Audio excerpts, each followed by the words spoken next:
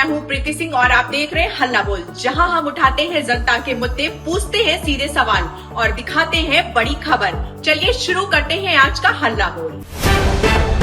थल सेना प्रमुख जनरल उपेंद्र द्विवेदी ने अग्निपथ योजना को लेकर बड़ा बयान दिया है। उन्होंने कहा कि भविष्य की जरूरतों और सुरक्षा आकलन के आधार पर यदि अग्निवीरों को अधिक समय तक सेवा में रखना सेना के हित में होगा तो योजना में आवश्यक बदलाव पर विचार किया जा सकता है। उन्होंने स्पष्ट किया कि सेना का उद्देश्य जवानों को अधिक सक्षम, तकनीकी रूप से दक्ष और आधुनिक युद्ध के लिए तैयार बनाना है। यह बयान अग्निपथ योजना को लेकर चल रही चर्चाओं के बीच काफी महत्वपूर्ण माना जा रहा है।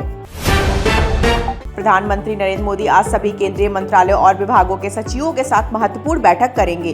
बैठक का मुख्य उद्देश्य वर्ष 2047 तक विकसित भारत के लक्ष्य की दिशा में प्रगति की समीक्षा करना है। इसमें ईज ऑफ लिविंग और ईज ऑफ डूइंग बिजनेस को बेहतर बनाने के लिए किए गए नए सुधारों पर चर्चा होगी। साथ ही विभिन्न मंत्रालयों के प्रदर्शन, नई योजनाओं और भविष्य की रणनीतियों पर भी विचार किया जाएगा। माना जा रहा है कि यह बैठक सरकार की दीर्घकालिक विकास योजनाओं को नई दिशा दे सकती है।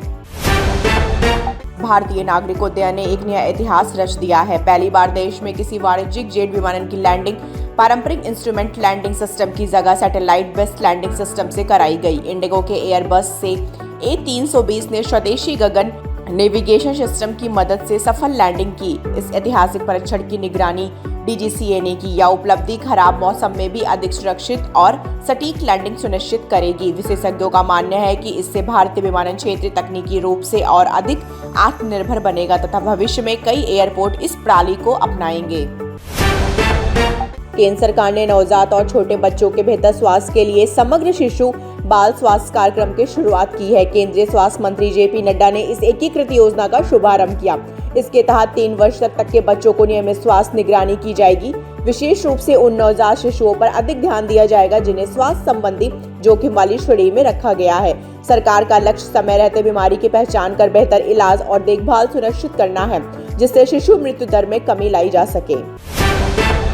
उत्तर प्रदेश के मथुरा में यमुना एक्सप्रेस वे पर मंगलवार तड़के भीषण सड़क हादसा हो गया। थाना राया क्षेत्र में एक वोल्वो बस तेज रफ्तार ट्रक से टकरा गई। हादसे में 4 लोगों की मौत हो गई है, जबकि 20 से 25 यात्री घायल हुए हैं। बस में करीब 65 यात्री सवार थे। सूचना मिलते ही पुलिस, SDRF और फायर सर्विस की टीम मौके पर पहुंची और राहत एवं बचाव कार्य शुरू किया। घायलों की नजदीकी अस्पताल में भर्ती कराया गया। हादसे के कारणों की जांच जारी है।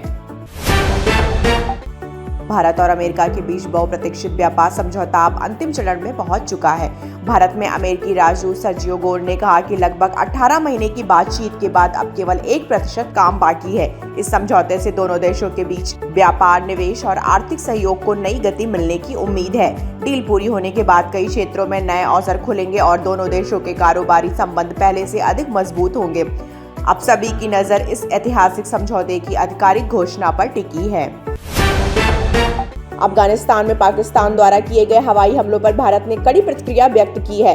भारत सरकार ने इन हमलों को लापरवाही भरा और क्षेत्रीय शांति के लिए गंभीर खतरा बताया है। भारत का कहना है कि ऐसे कदम क्षेत्र में अस्थिरता बढ़ा सकते हैं और निर्दोष नागरिकों की सुरक्षा पर भी असर डालते हैं। भारत ने सभी पक्षों में संयम बरतने और विवादों का समाधान शांतिपूर्ण तरीके से करने की अपील की है। यह बयान दक्षिण एशिया की सुरक्षा स्थिति के लिहाज से बेहद महत्वपूर्ण माना जा रहा है। पूर्वोत्तर भारत में लगातार हो रही भारी बारिश से जनजीवन बुरी तरह प्रभावित हुआ है। असम और अरुणाचल प्रदेश में बाढ़ और भूस्खलन की स्थिति बनी हुई है। असम में 45,000 से अधिक लोग प्रभावित हुए हैं, जबकि अरुणाचल प्रदेश में 3 लोगों की मौत की खबर है। केंद्र सरकार ने राहत और बचाव कार्यों में हर संभव सहायता का भरोसा दिया है। दूसरी ओर उत्तर पश्चिम भारत में गर्मी और उमस से लोग परेशान हैं। मौसम विभाग के अनुसार जुलाई की शुरुआत से तापमान में राहत मिलने की संभावना है। पूर्व भारतीय कप्तान सुनील गावस्कर ने टीम मैनेजमेंट के फैसलों पर सवाल उठाए हैं। उन्होंने कहा कि युवा बल्लेबाज वैभव सूर्यवंशी को आयरलैंड सीरीज में मौका मिलना चाहिए था। गावस्कर का मानना है कि प्रतिभाशाली खिलाड़ियों को शुरुआती स्तर पर अंतर्राष्ट्रीय अनुभव देना जरूरी है। उन्होंने इंग्लैंड दौरे के पहले मुकाबले में सूर्यवंशी को अंतिम एकादश में शामिल करने की भी सलाह दी।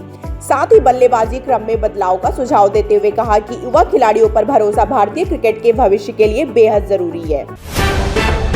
सनी देओल और अक्षय खन्ना की बहुप्रतीक्षित फिल्म इक्का का ट्रेलर रिलीज हो गया है। कोर्ट रूम सस्पेंस थ्रिलर पर आधारित इस फिल्म के ट्रेलर ने सोशल मीडिया पर जबरदस्त चर्चा बटोर ली है। दमदार संवाद, शानदार अभिनय और रहस्य से भरपूर कहानी ने दर्शकों की उत्सुकता बढ़ा दी है। फिल्म का निर्देशन सिद्धार्थ पी मल्होत्रा ने किया है। ट्रेलर देखने के बाद फैंस फिल्म की रिलीज का बेसब्री से इंतजार कर रहे हैं। माना जा रहा है कि यह फिल्म बॉक्स ऑफिस पर अच्छा प्रदर्शन कर सकती है। सवाल उठते रहेंगे, सच सामने आता रहेगा। इसी उम्मीद के साथ आज के हल्ला बोल से मुझे दीजिए अनुमति। नमस्कार।